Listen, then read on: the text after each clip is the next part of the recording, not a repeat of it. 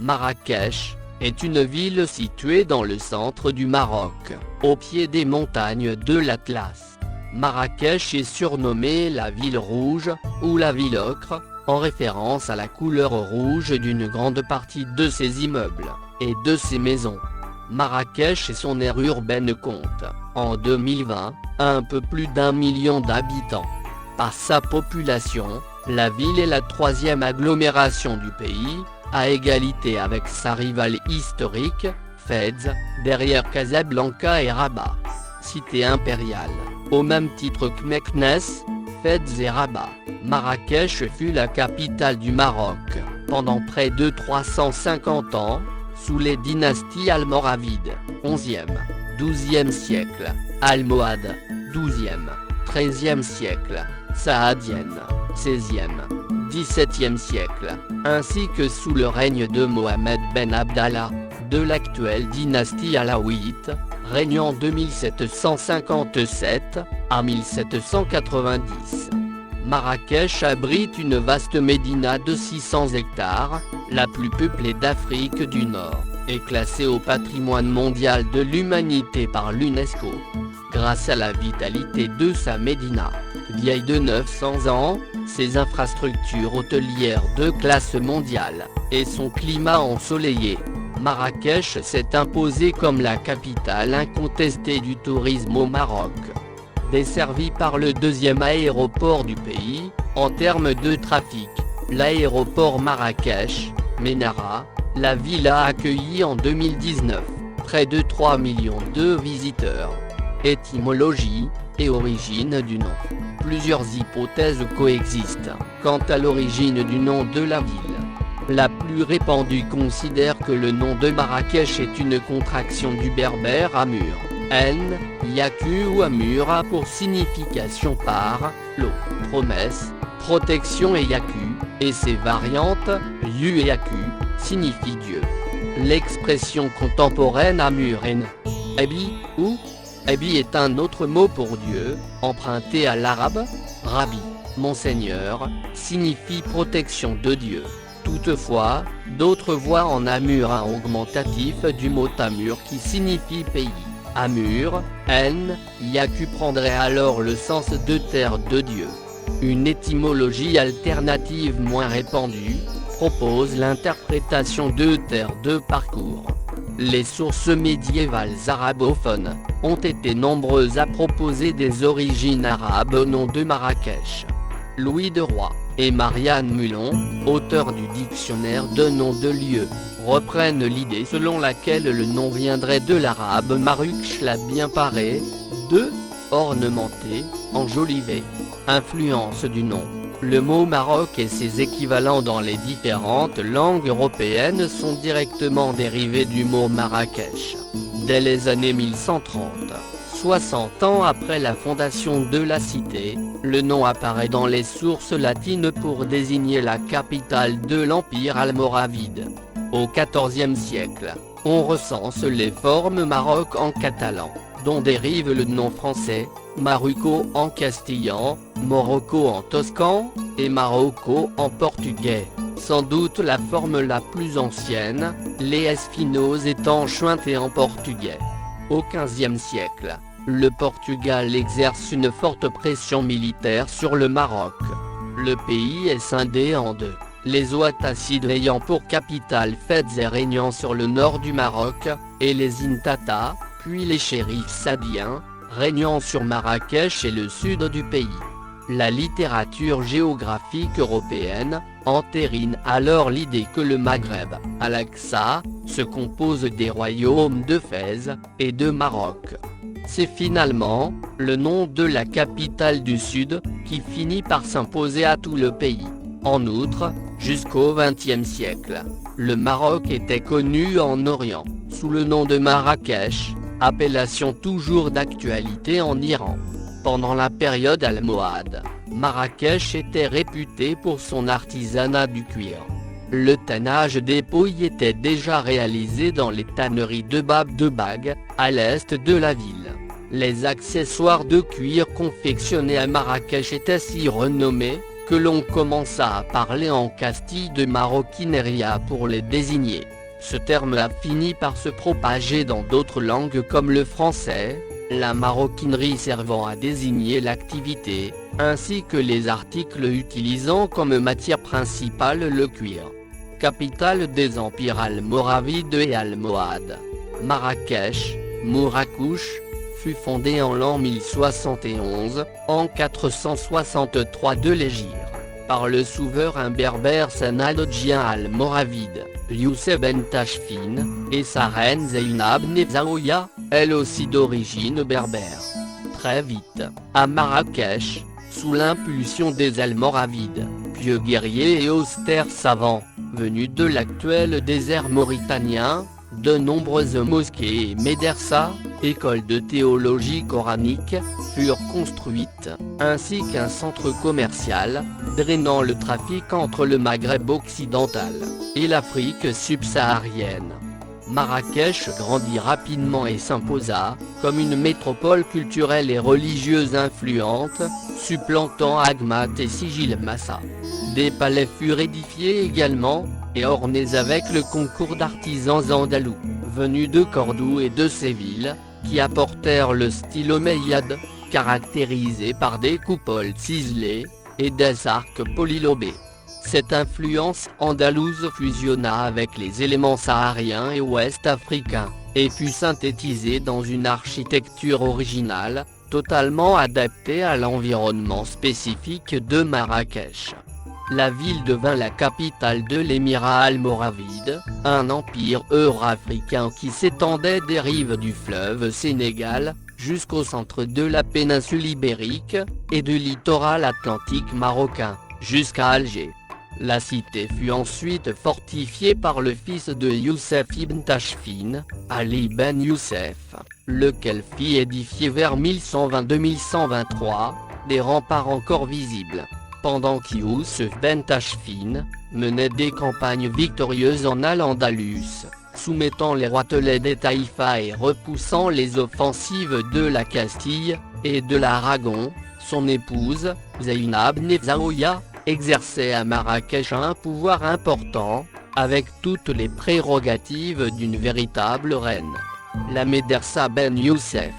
En 1147, les Almohades partisans d'Ibn Toumer, qui se proclamaient Mahdi, et voulaient imposer une interprétation orthodoxe de l'islam, s'emparèrent de la ville. Les derniers Almoravides furent exterminés, sauf ceux qui s'exilèrent aux îles Baléares, où survécut une branche de cette dynastie, la famille des Beni Ghania. En conséquence, la presque totalité des monuments fut détruite. Les Almohades, issus des tribus Masmouda du Haut-Atlas, construisirent de nombreux palais et édifices religieux, marqués par une sobriété grandiose et monumentale, comme la célèbre mosquée Koutoubia, bâtie sur les ruines d'un palais almoravide, et sœur jumelle de la Giralda de Séville, et de la tour Hassan, inachevée, de Rabat. La Casbah abrita la résidence califale.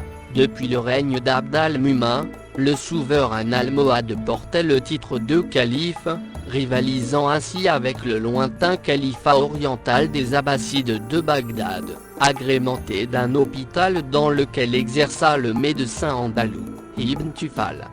De l'ensemble majestueux de la Casbah mansourienne, nommé ainsi d'après le calife Abu Yusuf, Yaqub al-Mansour, subsiste encore la superbe porte de Baabagno. Marrakech fut ainsi digne d'abriter la capitale de la puissance majeure de l'Occident musulman médiéval, l'empire almohade qui englobait toute la région comprise entre Cordoue et Tripoli, de l'Andalousie jusqu'à la Libye. Afin d'alimenter la palmeraie et les grands jardins, un système d'irrigation fut édifié et perfectionné, à l'aide de canaux nommés Kettara. Marrakech, par son rayonnement culturel, attira de nombreux écrivains, intellectuels et artistes venus notamment d'Al-Andalou, dont des mutazilites comme le célèbre Averroès, connu pour avoir abondamment commenté et réinterprété le logos du philosophe grec Aristote. À partir de 1269, Marrakech fut administrée par les Intata, qui prirent leur indépendance sur les derniers califes almohades. Ces derniers gouvernèrent alors la ville, pour le compte des sultans mérinides, qui érigèrent sa grande rivale Fès, au rang de capitale impériale. La ville tomba alors dans une certaine léthargie. À partir du XVe siècle, Marrakech gagna son autonomie vis-à-vis des Ouattacides, dont l'autorité s'étendit plus au-delà de l'Oumerabia, tandis que dans les plaines atlantiques, le Portugal étendit son influence et assiégea même Marrakech, en 1515. Au début du XVIe siècle, Marrakech devint la capitale de l'Empire saadien. Elle renoua rapidement avec son apogée, en particulier sous le règne des sultans Mohamed al-Qaïm, et surtout celui d'Ahmed al-Mansour Sadi, très influencé par la civilisation ottomane, après ses années d'exil à Constantinople. Grâce à la fortune amassée à la suite de la conquête de Tombouctou et de l'Empire Songhai, Marrakech fut embellie, les monuments restaurés, et de somptueux palais édifiés.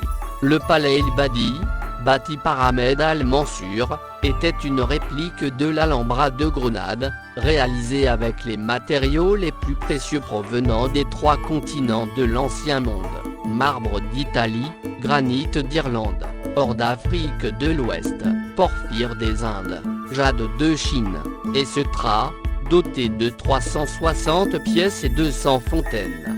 El Badi frappa également les contemporains par sa cuba al-Jujaj, sa coupole de verre réalisée en cristal translucide, et autres singularités techniques qui évoquent la maison dorée de Néron à Rome. Mais tous les éléments décoratifs vont par la suite disparaître, démantelés sur ordre du sultan Moulay Ismaïl, vers 1695, pour être réemployés dans les grands palais impériaux de Meknès. El Badi était avant tout destiné aux réceptions fastueuses offertes aux ambassades de l'Espagne des Habsbourg, de l'Angleterre élisabéthaine, de la France d'Henri IV, et de la sérénissime République vénitienne, qui reconnaissait le califat saadien comme une puissance incontournable qui s'étendait de la mer Méditerranée jusqu'au fleuve Niger, et de l'océan Atlantique jusqu'aux confins du Fezzan et du Tchad, incluant le Mali actuel, et ses riches gisements d'or. Sous le règne de la dynastie saadienne, Marrakech retrouva ainsi son rôle de grand terminus caravanier, grâce aux pistes venant du Soudan marocain, et qui n'étaient pas contrôlées par les Turcs d'Alger. Destin de la ville sous la dynastie alaouite, et à l'époque contemporaine. À la fin du XVIIe siècle, la dynastie alaouite succéda aux Saadiens. Le trône fut successivement transféré à Fès puis à Meknès, nouvelle capitale de l'empire chérifien avec Moulay Ismaïl. Le sultan Mohamed III, 1757-1790, choisit la ville comme lieu de résidence principale, en raison de la proximité du port de Mogador, actuelle ville d'Essaouira, qu'il faisait édifier sur les plans de l'architecte français, Théodore Cornu. C'est en outre à Marrakech que fut conclu en 1787, le premier traité d'amitié entre le Maroc et les États-Unis, nouvellement indépendants. En 1792, Marrakech devint la capitale d'un fils de Mohamed III, Moulay Hicham, qui se fit reconnaître comme sultan par cette partie du pays, tandis que son frère Moulay Suleiman était reconnu sultan légitime à Fès, par les oulémas et par les provinces au nord du fleuve Oumerabia.